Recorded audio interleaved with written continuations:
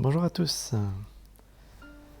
Nous restons évidemment sur le même chapitre et nous nous intéressons cette semaine à la forme canonique d'un polynôme du second degré. Donc ce que vous avez sous les yeux actuellement, c'est la feuille d'exercice à faire pour cette semaine. Donc vous avez deux exercices. Un premier exercice qui va s'intéresser au passage de la forme habituelle, la forme générale, à la forme canonique. Donc ce sera la nouveauté de cette semaine. Et un deuxième exercice qui s'intéresse au passage inverse. Donc vous passez d'une écriture sous forme canonique. Et la question principale, ça va être de mettre ça sous forme générale. Donc pour vous aider, on va corriger ensemble. Donc là tout de suite, la première fonction de chaque exercice. Donc chaque question. Comme ça, il va vous rester uniquement pour le premier exercice deux fonctions à traiter. Et pareil pour le deuxième. Vous traiterez tout seul, de votre côté, les deux dernières fonctions. Mais pour l'instant, ensemble, on va faire le travail sur les fonctions f. Donc je change de page. Et on commence. Donc vous avez une fonction qui est donnée ici, qui est 3x au carré plus 12x moins 9. La première question, donc justement celle qui nous intéresse le plus, ça va être de mettre ça sous forme canonique. Donc je vais juste rappeler en dessous, donc on va directement vers la fin, que la forme canonique, c'est une écriture particulière. Donc c'est cette forme-là, a, entre parenthèses, x moins alpha, au carré plus bêta, sachant que alpha et bêta, ils sont déterminés par des formules. On va commencer donc le travail. Un petit rappel quand même sur les polynômes du second degré. Donc la forme habituelle, ce que j'appelle là la forme générale, c'est quand on a trois éléments, x au carré, x au milieu, nombre isolé. Et du coup, le fait d'avoir trois éléments, ça nous fait identifier directement trois lettres qui sont utilisées dans la forme générale. C'était petit a, petit b, petit c. Et donc c'était les trois lettres dans l'ordre. Donc petit a, c'est 3, simplement, vu que c'est 3x au carré. Petit b, c'est l'élément du milieu, donc c'est 12. Et petit c, c'est le dernier, c'est le nombre isolé, donc c'est moins 9. Et en fait, le fait d'écrire ça, ça nous donne déjà une partie de la réponse qui est attendue à la fin, donc la réponse qui est ici. Vu qu'on a un petit a qui apparaît dans la parenthèse, et que le petit a, évidemment, c'est le même que celui donné dans la forme générale, on a le premier élément qui est donné. On sait que ce sera 3, parenthèse, truc. Donc là, tout ce qui nous manque, c'est de déterminer le alpha, qui est juste avant la parenthèse, et le bêta qui est à l'extérieur. Donc c'est ça qui va nous permettre de rédiger. Première étape du coup, ça va être simplement de trouver alpha. Donc pour ça, dans la leçon, on se base sur une formule qu'il faut connaître par cœur. Alpha, c'est donné par la formule moins b sur 2a. Encore une fois, le petit a et le petit b, c'est exactement le même que ceux qu'on vient de noter. Donc là, on a la formule sous les yeux. On a juste à appliquer. On veut écrire moins b sur 2a. Donc déjà, on veut écrire moins b. Et moins b, vu que b c'est 12, ça devient moins 12. Et en dessous j'ai 2a, donc c'est 2 fois 3. Ça me donne ça. Moins 12 sur 2 fois 3. Je continue évidemment mes calculs, donc on fait juste 2 fois 3, ça fait 6. Donc moins 12 sur 6. Et ça, je calcule mentalement ou la calculatrice, et du coup, ça me donne moins 2. Donc là, j'ai trouvé mon alpha, qui vaut moins 2. Il reste que la moitié du travail à faire. On a trouvé alpha, donc évidemment maintenant, on veut trouver bêta. De la même façon, il y a des formules dans la leçon pour ça. Donc bêta, en regardant dans la leçon, ça nous indique que c'est juste f de alpha. Donc en gros, c'est l'image de alpha. Et comme alpha, on vient de trouver moins 2, c'est pareil que f de moins 2. Donc là, en gros, c'est déterminer l'image de moins 2 par la fonction. Donc ça, c'était le travail de la semaine dernière. Quand vous voulez trouver l'image d'un nombre, évidemment, on reprend simplement l'expression de départ, donc la forme générale de la fonction f. Et dès que je vois un x, je mets moins 2 à la place. Donc ça, évidemment, vous êtes habitué. Donc là, ce que je dois écrire, moi, c'est 3 moins 2 au carré. Plus 12 fois moins 2, moins 9. Donc là, c'est vraiment des questions classiques. 3 fois moins 2 au carré, plus 12 fois moins 2, moins 9. Je continue mon calcul. Pour ceux qui préfèrent, vous pouvez taper directement tout ça à la calculatrice et écrire le résultat final directement. Mais là, bon, juste histoire d'expliquer un petit peu, je vais détailler une étape, hein, c'est tout. Juste le moins 2 au carré. Donc rappelez-vous bien, un nombre au carré, un nombre négatif au carré, c'est moins 2 fois moins 2, donc ça donne plus 4. Donc c'est tout ce que j'ai mis là. 3 fois 4. Après j'ai fait 12 fois moins 2 qui est également 24. Donc là ça me fait 12, moins 24, moins 9. Calcul mental, ou à la calculatrice encore une fois, ça fait moins 21. En tout cas là, bon, bah, j'ai quasiment terminé. Hein. J'ai trouvé alpha qui vaut moins 2, j'ai trouvé bêta qui vaut moins 21. Bah donc c'est tout. Il me reste juste à conclure. Et pour conclure, bah, je reprends la formule de la leçon. Normalement, j'ai à remplacer petit a, alpha et bêta, donc petit a c'est fait. Et là, je dois juste remplacer le alpha dans ma formule. Donc il y a juste une petite distinction à faire ici. Ma formule m'impose le signe moins au milieu. Donc normalement, quand j'écris moins alpha, là je devrais écrire moins 2. Mais bon, on sait quand même, en écrivant avec le moins de symboles possible, qu'au lieu d'écrire moins 2, on sait que ça fait plus 2. Donc moi ce que je vais écrire, ce sera plutôt plus 2. Mais après évidemment, si vous préférez écrire x moins 2, c'est bon aussi. Hein. Mais bon, le mieux c'est quand même d'écrire comme ça. Pareil à l'extérieur de la parenthèse, moi ce que je vais écrire c'est plus bêta, mais vu que bêta c'est moins 21, là il faudrait que j'écrive plus moins 21. Et donc plus moins ça donne quoi? Ça donne moins tout court, donc moins 21. J'ai donc obtenu la forme canonique, donc j'ai répondu à la première question. J'ai fait le passage de la forme générale à la forme canonique. En plus de ça, se rajoutent quelques questions, donc qui dépendent de ce qu'on vient de trouver. Dès que vous avez calculé alpha bêta, et donc dès que vous avez obtenu la forme canonique, vous pouvez dresser le tableau de variation de la fonction, vu que ça dépend que de alpha bêta. Donc là, j'ai mis le tableau comme d'habitude. Hein. Donc petite case là, x en première ligne, f en deuxième ligne. Qu'est-ce que je mets au début de la ligne et à la fin de la ligne? Ouais, je mets moins l'infini donc à gauche, plus l'infini à droite. Je vous rappelle que là, on fait des polynômes de second degré. Ça ressemble tout le temps à des paraboles, enfin ce sont des paraboles. Et donc du coup, ça a soit une forme de U, soit une forme de U inversée.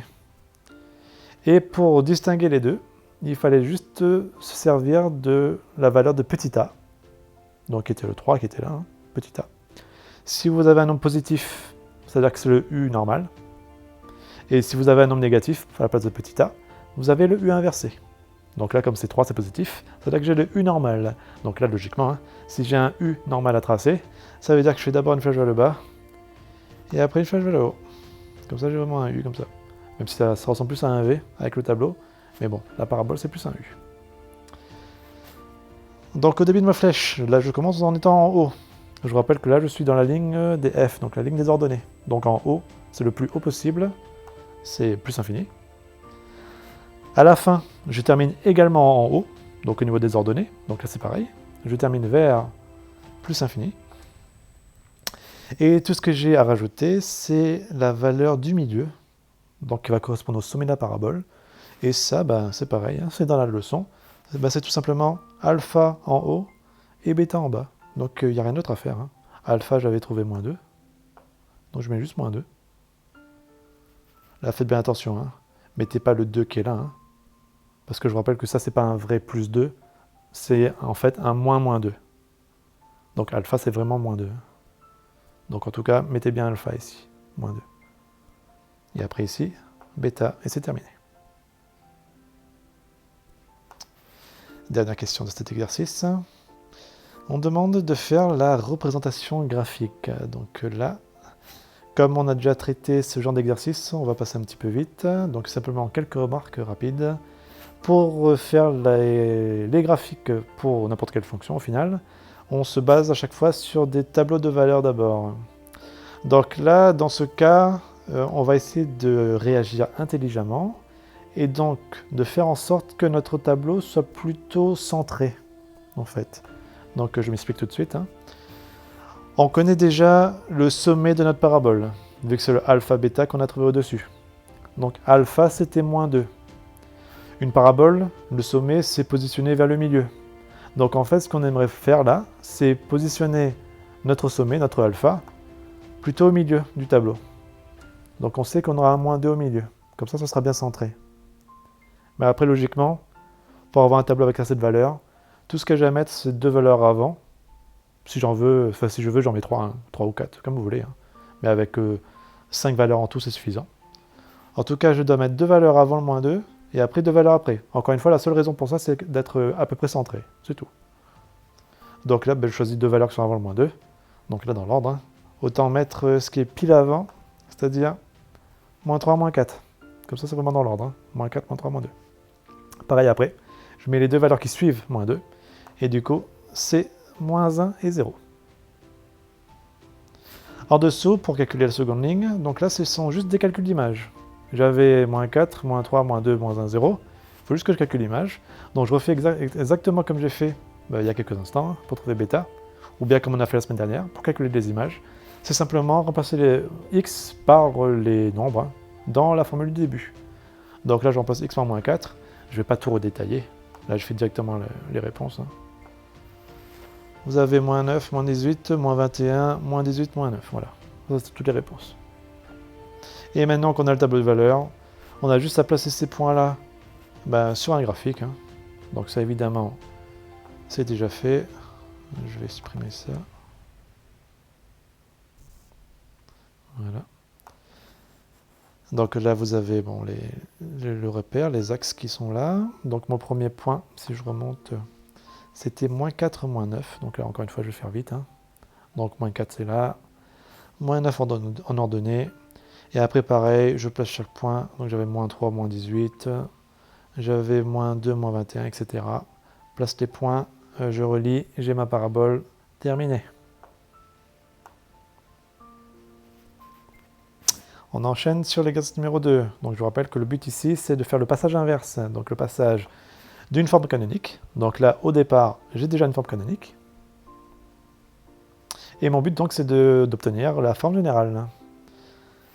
Donc ça va être la deuxième question. On va quand même faire rapidement la première question. Comme vous voyez là, on demande les coordonnées du sommet. Il y a juste une ligne à écrire, après c'est terminé. Donc les coordonnées du sommet de la parabole, d'après la leçon, et en plus je viens d'en parler, c'est juste alpha, bêta. Sachant que les coordonnées d'un point, c'est écrit avec des parenthèses, hein, donc c'est entre parenthèses avec un point virgule au milieu. J'ai juste à écrire la valeur de alpha, la valeur de bêta, et c'est terminé. Et donc pour ça, on se base juste sur l'écriture de la forme canonique. Et du coup, le alpha, c'est la valeur qui est juste après le moins, hein, dans la parenthèse. Et le bêta, c'est la valeur qui est à l'extérieur de la parenthèse. Donc là, ici, on repère directement. Le alpha, c'est 1. Et le bêta, c'est moins 8. Et là, j'ai terminé. J'ai répondu à ma question. Donc juste alpha, c'est ce qu'il y a après le moins, donc c'est 1. Et bêta, c'est ce qu'il y a à l'extérieur de la parenthèse, donc c'est moins 8. Faites bien attention. On vient de voir le cas juste au-dessus où on avait une forme canonique avec un plus dedans. Donc si jamais vous avez la question en face de vous avec un x plus 1, logiquement, alpha, c'est pas 1. Parce que normalement, alpha, c'est ce qu'il y a après le signe moins. Mais dites-vous que s'il y a plus quelque chose, plus c'est moins moins. Donc je ne donne pas la réponse clairement, hein, je fais exprès. À vous de réfléchir un petit peu. On va insister sur la deuxième question, la plus importante ici. Donc vous aviez la forme canonique que j'ai remis ici. Et donc le but c'est d'obtenir la forme générale. Ça c'est juste un développement qui fait appel au... Pardon, j'ai donné la réponse là. C'est juste un calcul qui fait appel au développement ou aux identités remarquables. Pardon. Donc là c'est juste du calcul, c'est pas des formules en plus, hein, c'est juste des calculs. Sachant qu'ici, pour faire ces opérations-là, on respecte l'ordre habituel, donc l'ordre des opérations, et c'est donc d'abord parenthèse. Donc en gros, j'ai d'abord la parenthèse carrée là. Après, je multiplie par le 2 qui est devant, et ce sera uniquement à la fin que je vais faire le moins 8. Donc je vais me concentrer pour l'instant sur le x moins 1 au carré. Il vaut mieux le faire à part celui-là. Comme ça, on fait notre développement, et on réduit directement l'écriture au maximum. Donc vraiment, je vous conseille de faire ça dans un premier temps. D'abord la parenthèse au carré. Donc pour ça, vous avez deux méthodes. Soit vous vous dites que x-1 au carré, c'est x-1, x-1. Donc vous avez deux paires de parenthèses comme ça. Et du coup, vous faites la double distributivité. Soit vous utilisez les identités remarquables que j'ai remis ici. Donc là, il y a 3 identités remarquables normalement. J'ai remis que les 2 utiles. Donc vous avez soit a plus b au carré, ça donne a au carré plus 2ab plus b au carré, soit a moins b au carré, qui donne a au carré moins 2ab plus b au carré. Donc c'est celle-ci qui nous intéresse nous, vu qu'il y a un moins au milieu. Donc là, si moi, je veux écrire a au carré moins 2ab plus b au carré. Donc on va juste identifier c'est quoi petit a, c'est quoi petit b. Donc là, petit a, bah, c'est x, petit b c'est 1. Donc là, ce que je vais écrire, c'est d'abord a au carré. Donc du coup, c'est x au carré. L'élément du milieu, c'est moins 2ab. Donc là, c'est moins 2 fois a fois b. Enfin, je vous rappelle que ça, on a déjà fait hein, sur un chapitre sur le calcul littéral. Chapitre numéro 5, je crois, enfin, je sais plus. Donc là, je vais écrire moins 2ab. Donc du coup, c'est moins 2 fois x fois 1.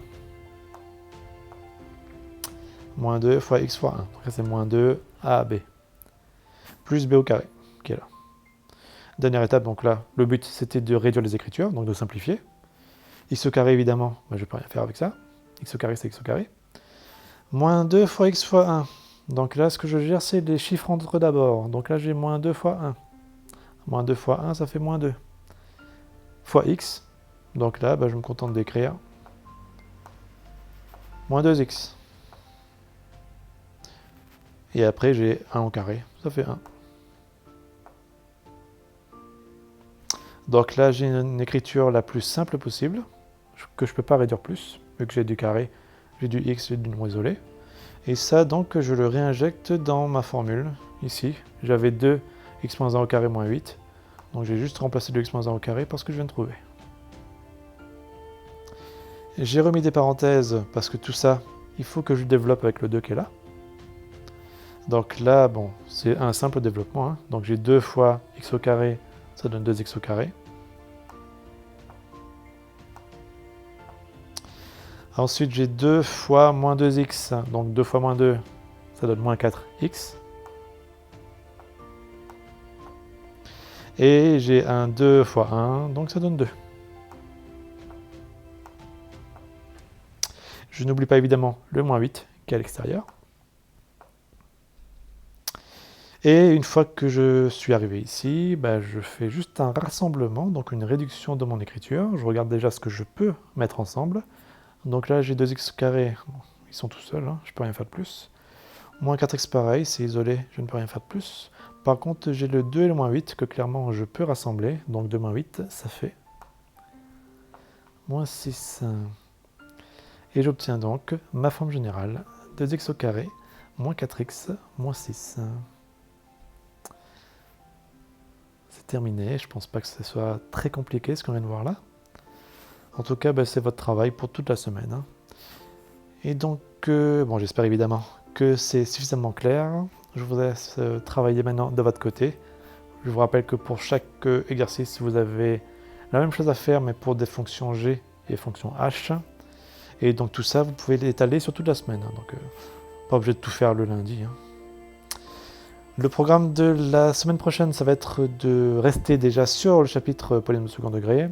Et donc ce sera une semaine bilan.